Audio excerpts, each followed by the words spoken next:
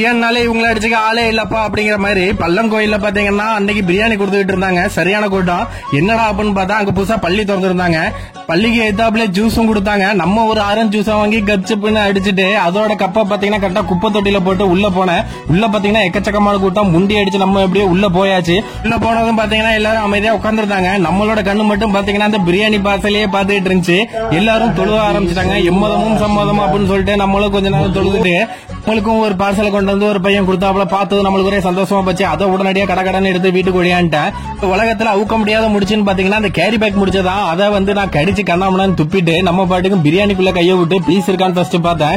கடைசியில பார்த்தா நம்மளுக்கு பீஸே இல்ல. என்னடா இது ஏமாந்துட்டோமே அப்படின்னு சொல்லி நான் பாட்டுக்கு ரொம்ப சோகமா தின்னுட்டு இருந்தேன். அப்பதான் நம்ம கையில பாத்தீங்கன்னா ஏதோ ஒன்று தட்டுப்பட்டுச்சு. என்னடான்னு பார்த்தா உள்ள பயங்கரமான பெரிய பீஸுங்க. அதை பார்த்ததும் ரொம்பவே சந்தோஷம். நான் பாட்டு தின்னுட்டு இருந்தேன்.